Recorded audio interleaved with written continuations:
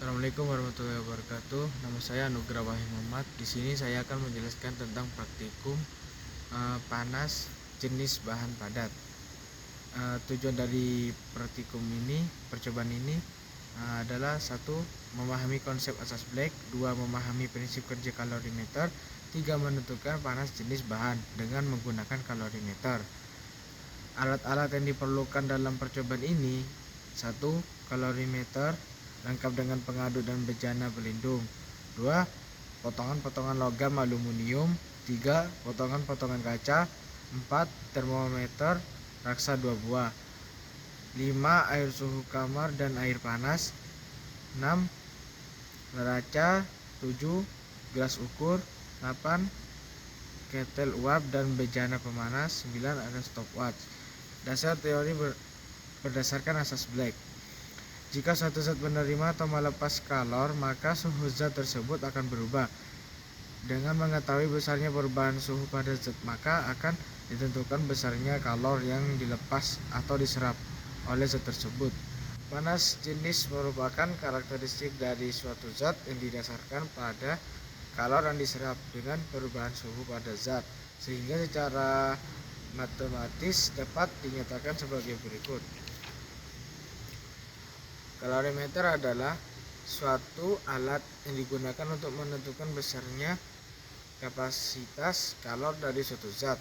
Kalorimeter terdiri dari bejana yang terbuat dari logam pada bagian dalam dan diselubungi oleh bejana pelindung yang menyekat terjadinya pertukaran kalor dengan lingkungan.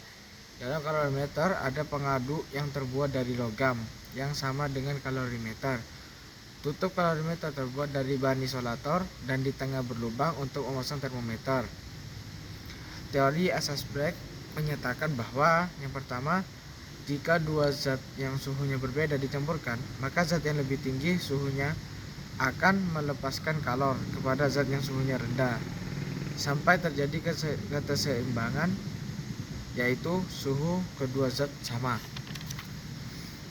Yang kedua, kalor yang dilepaskan oleh zat yang lebih panas sama dengan kalor yang diterima oleh zat yang lebih dingin.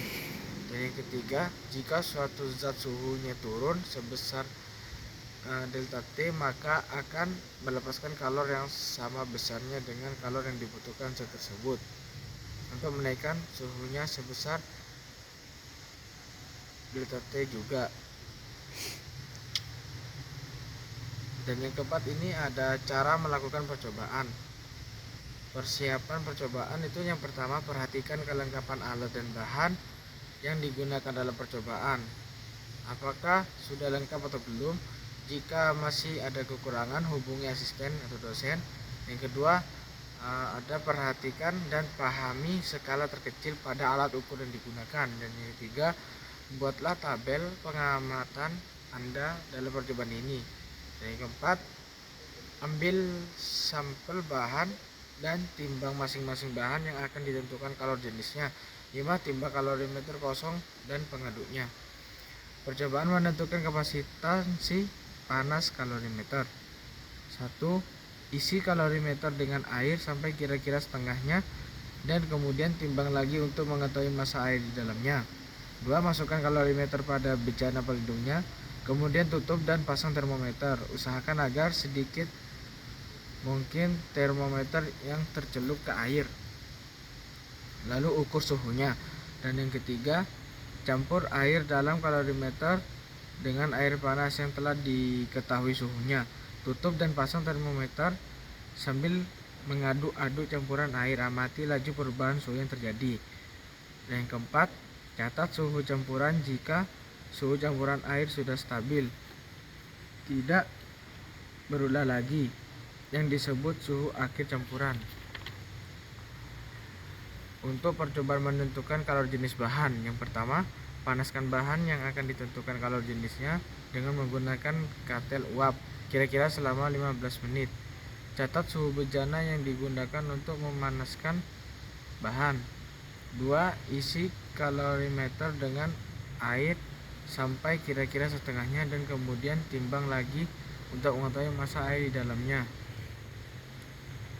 Dan catat suhu awal air.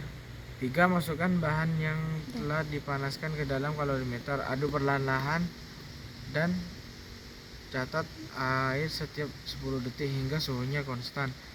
4. Timbang kalorimeter beserta semua isinya, air, pengaduk bahan, dan termometer tanpa bejana pelindung. Yang kelima, ulangi langkah 1-4 untuk menentukan kalor jenis bahan lainnya.